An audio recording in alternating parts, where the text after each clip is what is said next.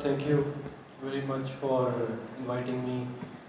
Uh, I got this invitation a bit late just yesterday, but I had to make out time because you all, our network associates, are very, very special to us. And we want to give you everything, all the support, all the knowledge, all the expertise that we have at the group level. Because at the group level, we operate, as you know, around 150 schools, 70 college campuses, and the university is the jewel in the crown. In the recent QS rankings, we are now top 500 in Asia, and UMT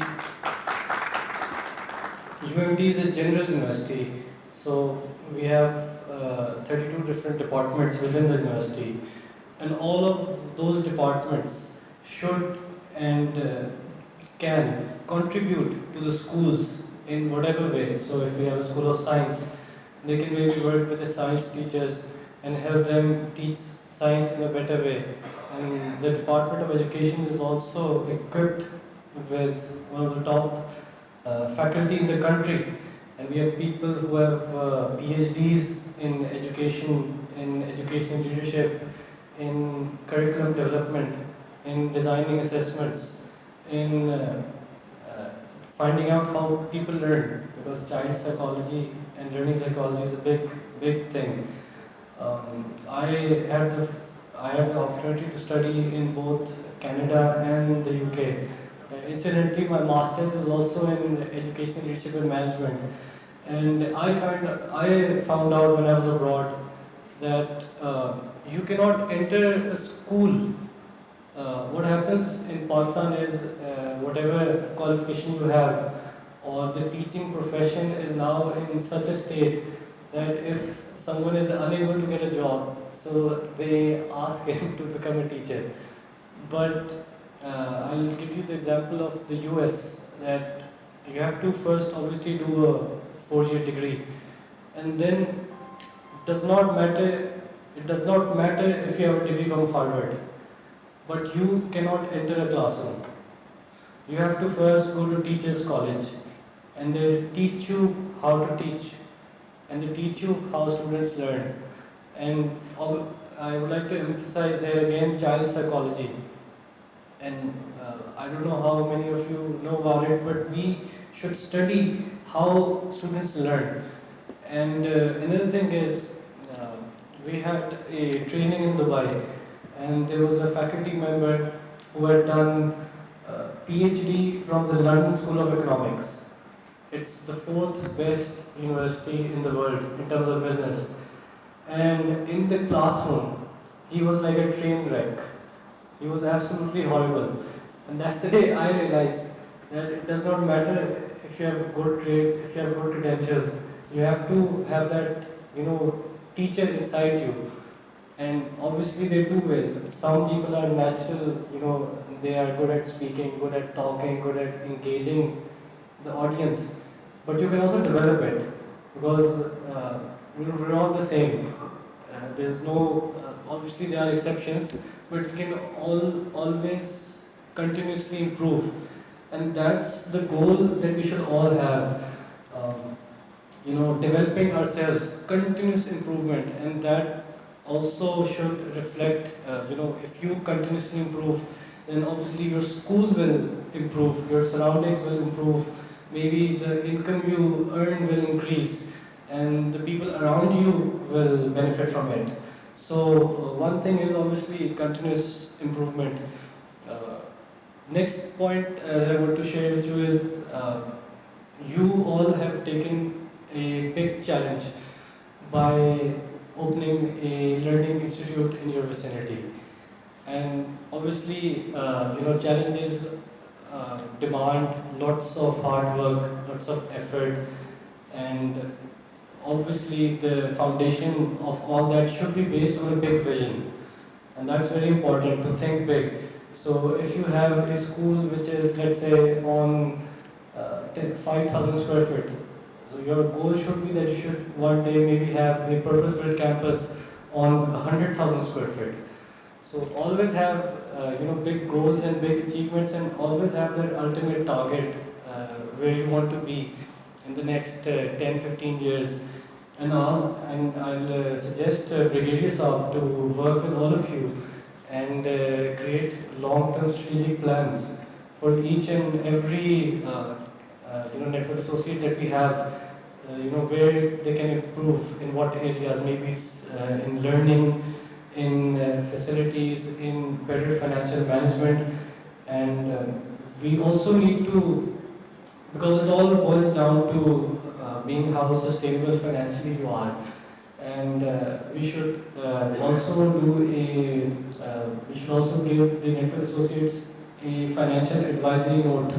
And if we can also share benchmarking. For example, if there's a school in Lahore, you can maybe compare it to a school in Faisalabad and tell that network associate how much surplus the other school is generating and what he's doing. So peer-to-peer learning is very important. I'm glad you all are here, and you should all interact with each other and learn what good the other person is doing, and maybe implement that. And the Knowledge School Network can provide a platform for all this engagement and for all this exchange of ideas and thoughts. Um, Next thing I'd like to talk about is the school obviously should have a big impact on the community around you. So it's not just, don't think of it like a place where you give tuition to students. Tuition, obviously not the tuition center tuition, but you offer learning. Think of it as a place where you can revolutionize the community and the society and the people around you. So you're contributing to the future of the country in a way, and the future of the country is in your hands. So that's also an added responsibility and something which we should think about. And for that, we obviously have to make the students good learners, but they also have to be good human beings. And when they, how can they become good human beings? That's when, if they become good Pakistanis, if they become good Muslims. And the global standards of ethics and morals are almost the same. So if you tell the students to look after the neighbors, that's also in Islam, and they also become good Pakistani. If they ask their neighbors if they ever need anything, or if their help, or apart from neighbors, if they help the less fortunate, if you can create empathy in the students. This is missing. We see videos in which there's an accident and there's a bike that runs over a small child, and nobody bothers to pick the child up. And if there's an accident, but I think in this aspect, Pakistanis are very efficient, because if there's an accident, and even if someone has nothing to do with it, they all stop. But the thing is, most of them don't do anything. So they have to be helpful. They have to be empathetic towards other people. So if anybody else needs them, our students should have this approach, this orientation, this mindset that they should help the community around you, and they can do that through the school. For example, the schools can do a cleanliness drive. So let's say we have 150 campuses. We can set a date, let's say 1st of May, and we decide that throughout the country, in 70, 80 cities, we do a cleanliness drive. So that would be, giving back to society. Just imagine how much impact that would have. And apart from that, a lot of other things can be done, like feeding the poor. So these are the things which you should think of. So how you can work on holistic development, not just giving them a good education. That's the core, that's the foundation, that's the main thing. But what I would like to see more is to develop good human beings. And I was talking to a few Finnish teachers who came year before last year.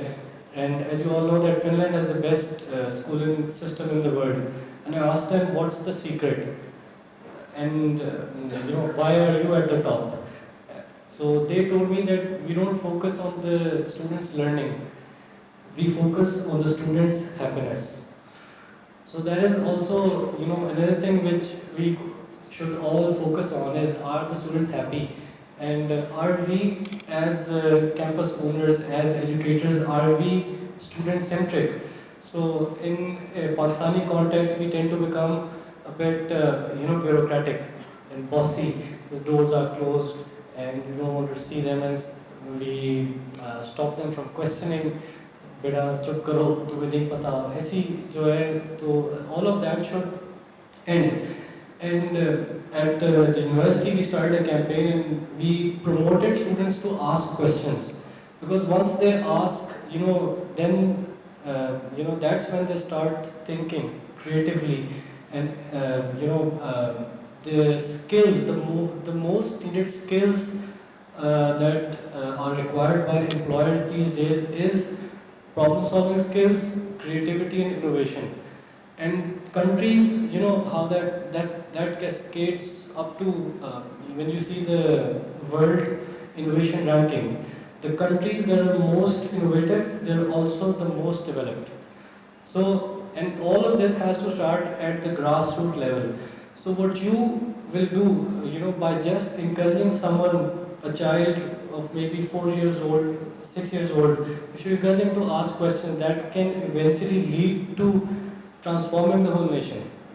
So that's something which we should all, pay more attention to.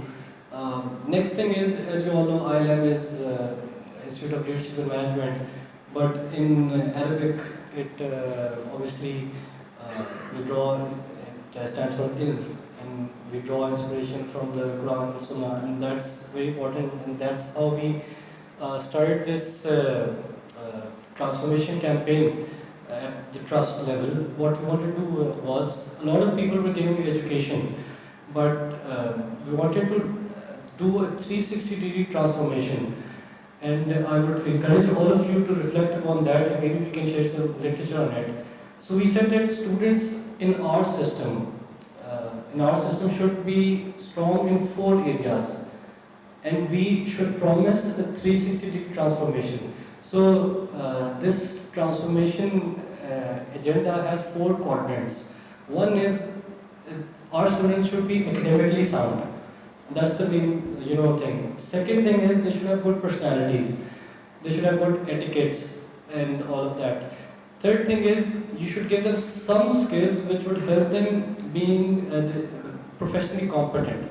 So whatever career they choose, if they choose to become an engineer, a doctor, a social scientist, businessman, an entrepreneur, whatever they do, they should be good at that. And fourth is they should be a bit spiritually enlightened, so they also end up succeeding in the next world. Okay, so I just have a few other points that I would like to share, because it's the first opportunity that I'm speaking with you, so I want to give it, everything, all the thoughts that I have, because God knows if we'll meet again or not.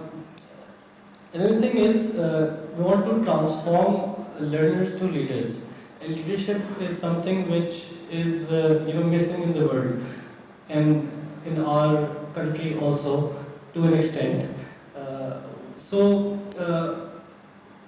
Leading countries of the world are focusing on 2-3 things. How do you lead? First, you lead by having a vision that's future ready. So the students that will come out of your system will will retire probably by the year 2070. So we have to see the lot that you are producing. Is that ready for that year? Is that generation future ready?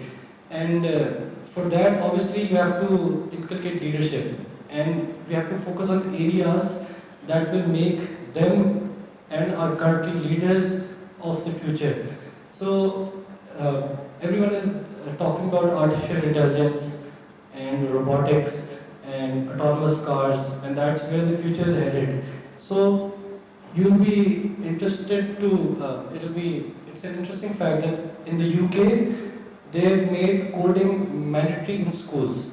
So coding is something that you study when if you want to if you take an admission in a computer science degree at a university level. But in the UK they've made coding compulsory at the school level. It's in the national curriculum. And it helps you think more analytically and gives you the skills that are needed for the fourth industrial revolution, which is going to be all and mostly IT. Another thing is in schools they're teaching entrepreneurship. And entrepreneurship is something, the skills that you need as an entrepreneur, they're required in your life. For example, negotiation skills. So it's not necessary that every student will become an entrepreneur. Despite the fact that we don't have as many jobs, as many people are coming out of the system. So we need to inculcate somehow entrepreneurship skills. So negotiation, planning and management. And I was talking to someone who runs a school system in Kashmir, and it's a very low-end school system. So I think they charge me 500 rupees a month. And I told him, I didn't know that they were charging this low. So I told him, why don't you give your students tablets? So he was laughing because he told me they just charge 500. But then what they did was, they gave the students rabbits. And because rabbits multiply and they breed a lot. So they gave the students 2-3 rabbits, and then the students brought the rabbits home, and then they sold the rabbits when they grew in number, and then they had enough money, maybe 5,000, 8,000 rupees, to get a tablet. So that's how we need to. That's how creative we need to be, and that's how we need to come up with solutions. And this is an example which shows that nothing is impossible. Even if you're charging 500 rupees, you can do something which can make them lead, make them be ahead of others. Lastly, the campaign that we started 2 years ago, TKS My First Choice. So the idea behind this campaign is we want to leave an impression in the student's mind that TKS should be their first choice. So if anyone is going out, looking for schools, so when they look at TKS and the logo, eventually it will register in their minds that TKS should be their first choice. And for that, obviously, we have to come up to their expectations, and we have to be the best that we can and offer the best learning experience, offer the best facilities, and we have to offer you the best support.